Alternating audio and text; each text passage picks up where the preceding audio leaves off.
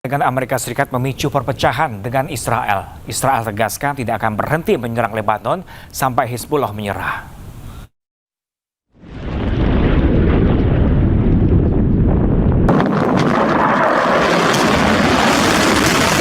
Perang antara Israel, Amerika Serikat, dan Iran memasuki tahap akhir.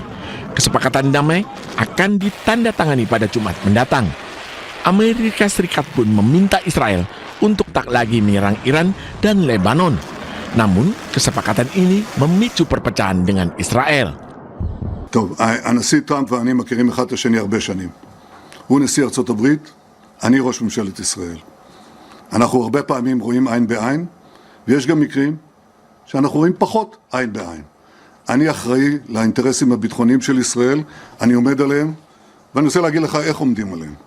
צריך לעמוד עליהם, לא בהתלהמות, לעשות את זה בתבונה, וזה דורש הרבה ניסיון והרבה תבונה, והרבה היכרות עם הזירה האמריקנית. צהריים טובים. למדינת ישראל אסור לקבל את הפסקת האש בין ארצות הברית לאיראן. אנחנו חייבים לפעול מתוך תודעה ברורה ובלתי מתפשרת. ביטחון אזרחי מדינת ישראל מעל הכל. מדינה ריבונית אינה קבלן ביצוע של שום מעצמה. היא אינה מחויבת להסכמים שסותמים את הגולל על היכולת שלה להגן על העם שלה. Israel pun hingga kini terus menyerang Lebanon. Mereka beralasan menargetkan pasukan Hizbullah yang berlindung di rumah-rumah warga di Lebanon Selatan. Israel berjanji akan terus menyerang Lebanon sampai Hizbullah menyerah. Presiden Komisi Eropa Ursula von der Leyen mengisyaratkan bahwa sanksi Uni Eropa terhadap Teheran tidak akan dicabut. Hal ini merupakan reaksi dari adanya sinyal kesepakatan damai Amerika Serikat Iran pada Jumat mendatang. Pernyataannya disampaikan saat acara pengarahan di KTT G7 di Les Bains pada hari Senin. We have a framework of sanctions that is responding to two main features. The one is the violation of human rights, and the other one is mass destruction, weapons of mass destruction. And the principle of sanctions is that we need real change on the ground before we can think about lifting them. Sanctions are in place to change behavior.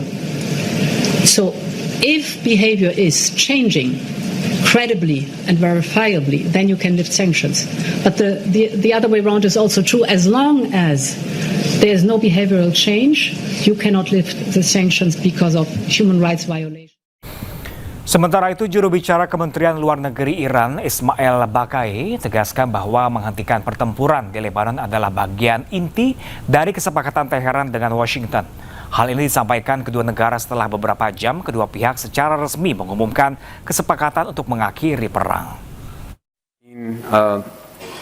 یادداشت تفاهم 3 بار از کلمه لبنان استفاده شده. اینکه خاتمه جنگ در همه جبهه‌ها به شمول لبنان و احترام به سیادت و تمامیت ارضی لبنان. فکر میکنم این عبارت کاملا روشن هست که هر تفاهمی در این خصوص باید شامل چه مواردی بشه. احترام به تمامیت سرزمینی و حاکمیت ملی لبنان. لذا کاملا روشن هست که مختصات این Presiden Amerika Serikat Donald Trump dan Presiden Prancis Emmanuel Macron bertemu dalam acara G7 Summit di Jenewa, di mana pertemuan keduanya berlangsung tegang setelah sebelumnya Macron aktif mengkritik Amerika atas serangannya ke Iran.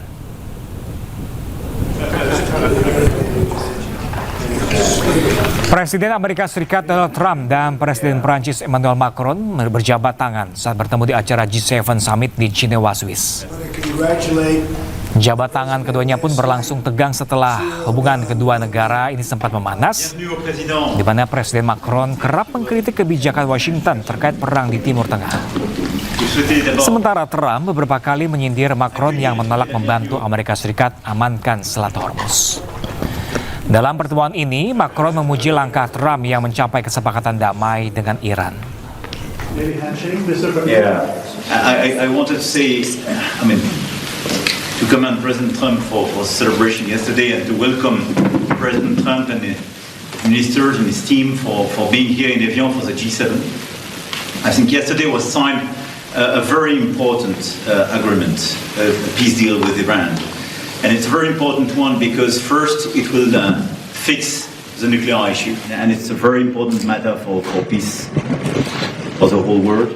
And it will reopen Hormuz. It will provide peace in Lebanon, and so we are ready to take our fair share of the burden and be part of the commitment of the international community in order to support this deal. And we will discuss about that together and with colleagues later on. But it's a very important step towards peace. Pemirsa, jangan kemana-mana, Breaking News akan kembali sesaat lagi, tetaplah bersama kami.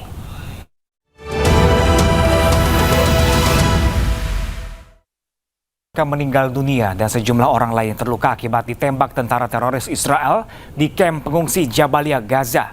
Keluarga korban histeris mengantarkan jenazah ke rumah sakit.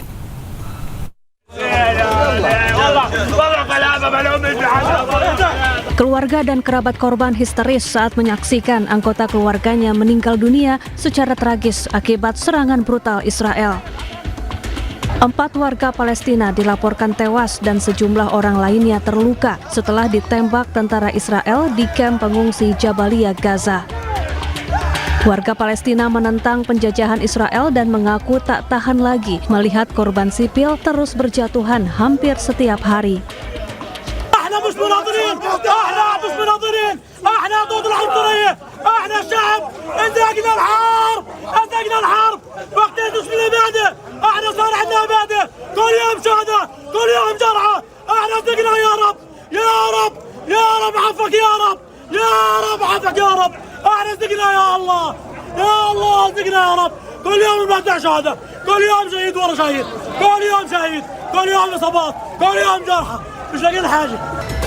Menurut otoritas kesehatan Palestina, lebih dari 72.000 orang tewas akibat serangan Israel di Gaza. Sementara itu, lebih dari 72.000 orang terluka.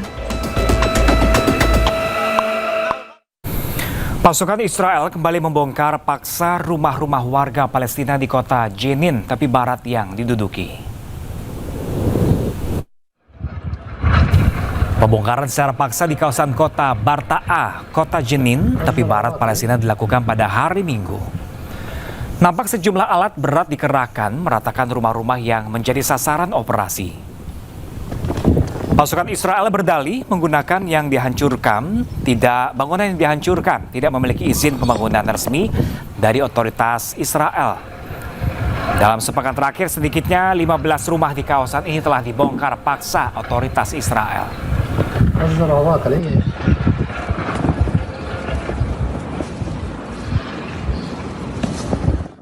Gelombang pengungsi juga kembali terjadi di jalur Gaza, di mana puluhan keluarga meninggalkan rumah mereka di bagian timur kota Gaza setelah muncul laporan bahwa militer Israel memperluas wilayah kendalinya.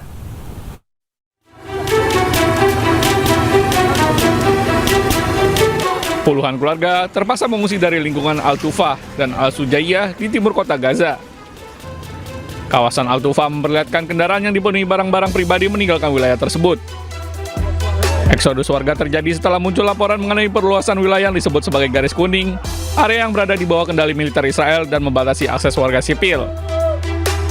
لما تشاركين فيها مع الخط الأصفر امبارح قدموه تقريبا الساعة 2:30 بالليل والناس نايمة فعملوا ضجة هنا واليهود قربت وجد دبابات هنا وحطوا خط أصفر وحطوا كمان هنا خط وين النزوح الناس هنا تسرد ايش بدنا نسوي بدنا نروح حنبات هنا وحنضل هنا لو بده يجي 1000 دبابة هنا حنضل قاعدين مكاننا. Pergerakan tersebut menyebabkan puluhan keluarga terpaksa meninggalkan rumah mereka demi alasan keselamatan. Hingga kini, pemerintah Israel belum memberikan tanggapan resmi terkait laporan perluasan wilayah kendali tersebut. Pemukim ilegal Israel sengaja membakar masjid, rumah, dan kendaraan warga Palestina di kawasan tepi barat. Aksi pembakaran memicu kepanikan warga.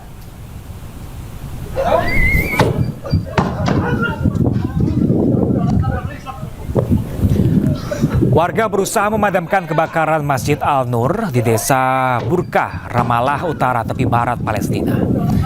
Kebakaran masjid dilakukan sengaja oleh pemukim ilegal Israel.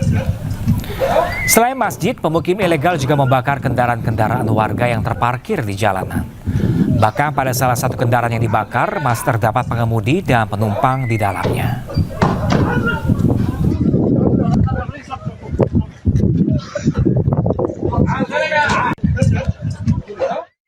Derita warga Gaza korban genosida Israel belum berakhir. Warga Gaza yang mengungsi menggali sumur air tawar hanya beberapa meter dari laut untuk mengatasi kekurangan air yang akut.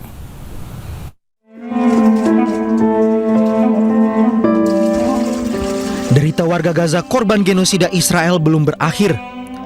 Layaknya mujizat dari Tuhan, warga Gaza yang mengungsi menggali sumur air tawar hanya beberapa meter dari laut untuk mengatasi kekurangan air yang akut. Kelangkaan air yang akut dan suhu yang meningkat menjadi cobaan baru bagi warga Gaza. اللي دفعني اني افحر البير على البحر انه هو ازمه الماء اللي كنا احنا نعاني منها، كنا نعاني من يعني من 100% من نقص الماء وكنا محتاجين جدا للماء، فانا الحمد لله جاءت الفكره انه انا افحر بير على عمق 4 متر. Di tengah situasi genting, warga Gaza tidak menyerah. Air tawar yang berhasil didapatkan dari penggalian manual bisa digunakan untuk kebutuhan sehari-hari. Krisis air sedang berlangsung di jalur Gaza, di mana sekitar 1,1 juta anak menghadapi kesulitan dalam mengakses air bersih karena infrastruktur yang rusak dan kekurangan bahan bakar yang dibutuhkan untuk mengoperasikan fasilitas air dan sanitasi.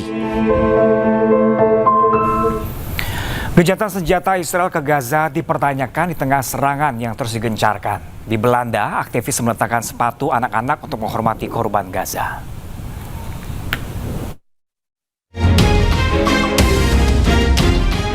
Ratusan pasang sepatu anak-anak diletakkan di Den Bosch pada hari Minggu waktu setempat selama proses peringatan untuk mengenang anak-anak yang tewas dalam serangan Israel di Gaza. Orang-orang berkumpul di sekitar instalasi sepatu di Market Square, sementara penyelenggara membacakan nama-nama anak-anak yang tewas. Papan-papan bertuliskan gambar jurnalis yang dibantai juga terpajang. Since the so-called ceasefire, almost 1,000 Palestinians have been killed. The European governments are not doing anything.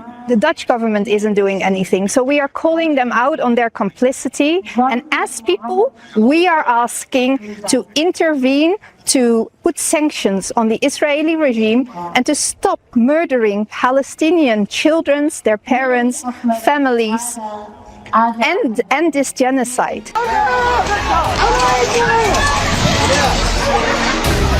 Gencatan senjata Israel ke Gaza dipertanyakan di tengah serangan yang terus digencarkan.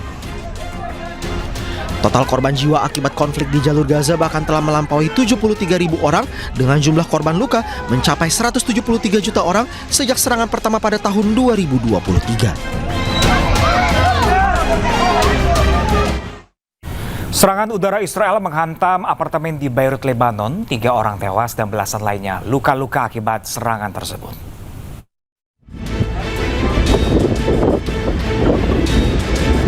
Sebuah apartemen hunian mengalami kerusakan akibat serangan udara Israel di daerah Goberi, pinggiran selatan Beirut. 3 orang tewas dan 15 lainnya luka-luka dalam serangan ini. Militer Israel berdalih menargetkan pusat komando Hizbullah di Beirut.